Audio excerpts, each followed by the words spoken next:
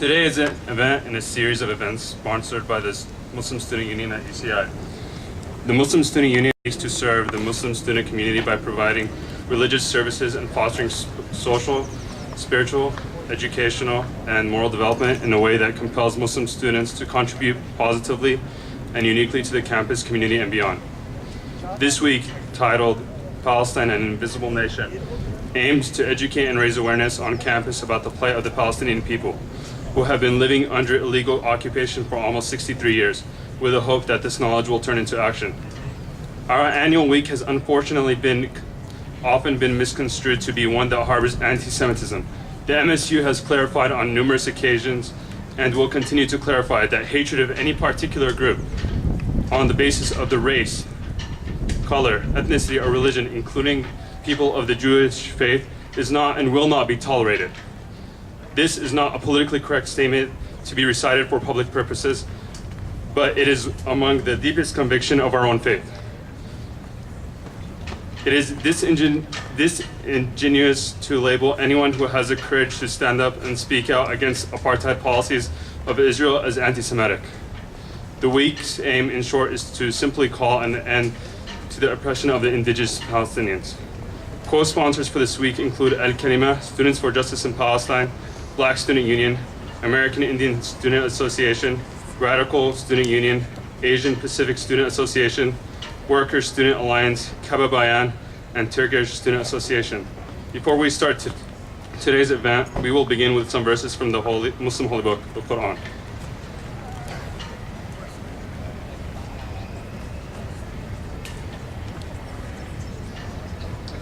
Assalamu alaikum, peace be upon you all.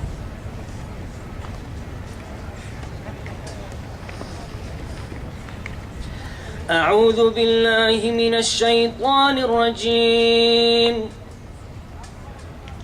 فلما فصل طالوت بالجنود قال إن الله مبتليكم بنهر فما شرب منه فليس مني ومن لم يطعمه فإنه مني إلا من اغترف غرفة بيده فشربوا منه إلا قليلا منهم فلما جاوزه هو والذين آمنوا معه قالوا لا طاقة لنا اليوم بجالوت وجنوده قال الذين يظنون أنهم ملاقو الله كم من فئة قليلة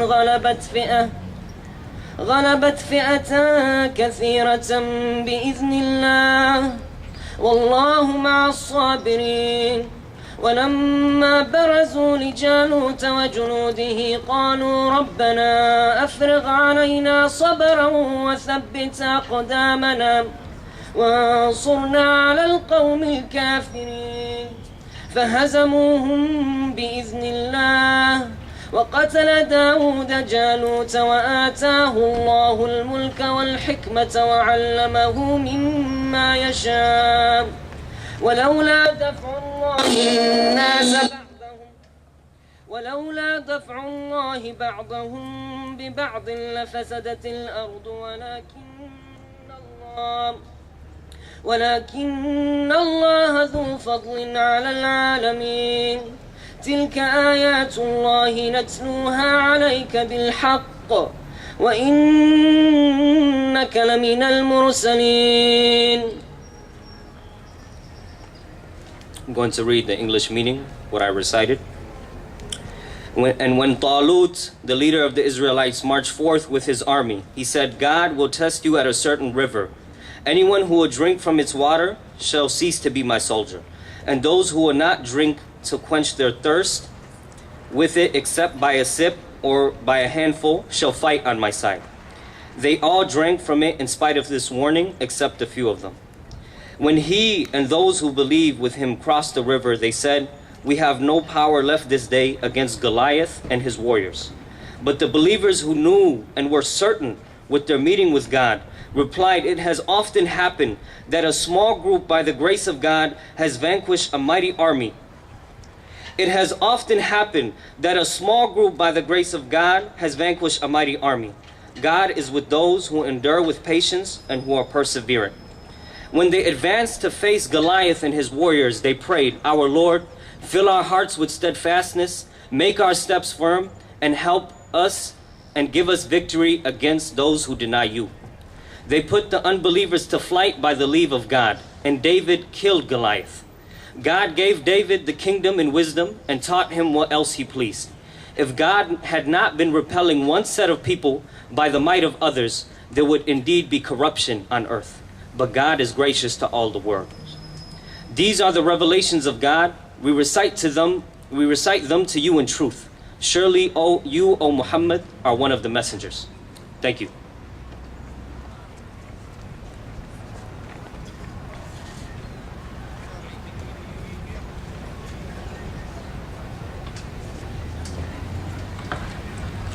Thank you for that.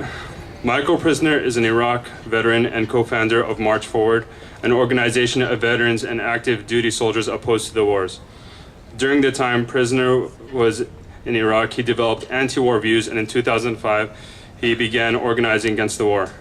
Prysner has become a powerful anti-war commentator, drawing on his experiences in Iraq to prove the criminality of the war.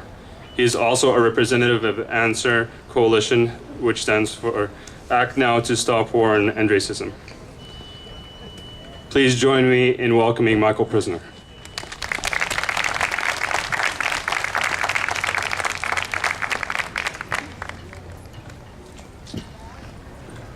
Well, thanks to the Muslim Student Union for having me and for all the other co-sponsors of this event. One that's really of extreme importance because of the changing situation in the world today, and as I'll explain soon, the actions that we carry out here and the solidarity that we give here has a resounding impact around the world, not just in Palestine, which this event is specifically about, but in all of the people living under oppression, under occupation, and under the shackles of colonialism. I did want to start by saying, of course, it's always a little unfortunate to have to make the point that events such as these and opposition to what's considered, even in the international community, an illegal occupation of Palestine, that these views are not anti-Semitic, right? And this is because one of the most powerful tools of Zionism has been drawing this equal sign between Zionism and Judaism, which in reality is a complete bastardization of the religion. And I know that many probably have had the opportunity to hear from Jewish people who take a strong stand against Zionism, people like who actually just spoke in LA recently, someone like Hayo Mayer, who is a Holocaust survivor, and who said on his speaking tour that it was the lessons of the Holocaust, of the atrocity that was committed against people for their religion, for their race, why we should say never again, not just for one group of people, but never again for any people on the planet. And that is what's happening in Palestine, is those same crimes that were committed in the Holocaust are being replicated, and people are being expelled, being killed, being put in prison for absolutely nothing other than their religion, other than their race. Now, I did want to say that, it said I've spoken around the country, around the world, and there's really no place that it's more of an honor to speak than at Irvine, a school that is really known around the world for the heroic actions of the Irvine 11, standing against Israeli apartheid, standing against racism. And, I think it's the height of hypocrisy that students on their own campus, kicking out someone on a racist propaganda tour, exercising their right to free speech, their right to demonstrate, their right to peacefully protest, are being subjected to the most ridiculous trumped-up charges and are facing very serious consequences. While an elected official, a councilwoman by the name of Deborah Pauley, can on video make death threats against people of the Muslim faith and have absolutely no repercussions whatsoever.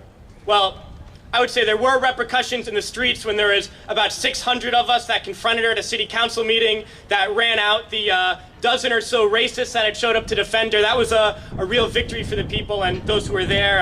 I applaud your efforts of being a part of that. But, you know, the actions of the Irvine 11 resounded much further than just this campus. You know, we know that it was learned about around the country, around the world, but it wasn't just learned about. People just didn't hear about it and talk about it. But it inspired others to take action. It inspired others to get involved and to carry out the same types of things. And actually, I just returned from a speaking tour in the United Kingdom. And while I was there, there was this high-ranking Israeli diplomat who was on one of these propaganda tours. The title of the tour was, Is Israel a Racist State? I'll spoil the ending. They were saying no. But when I was at this school, Edinburgh University, all of these students in a group just like yours, in a Palestine solidarity group, were saying that this person is coming to our campus to spread lies, to spread racism, to try to justify the crimes that are being perpetrated against the Palestinian people. And they invoked the actions of the Irvine 11. And they said, well, if they can do it, then we can do it too. And so they mobilized other students to confront this speaker on campus. And it actually turned out it wasn't just the Edinburgh 11, it was about the Edinburgh 50, and the Zionists who showed up numbered about 5, and so the event did not happen. It was shut down from the heroic actions of those students, but born right here on this campus. And so, you know, I just want to say, you know, kind of briefly that, you know, that George W. Bush, at the outset of the so-called war on terror, said that this is not a war against Islam. And even President Obama, in his speech in Cairo, said this is not a war against Islam.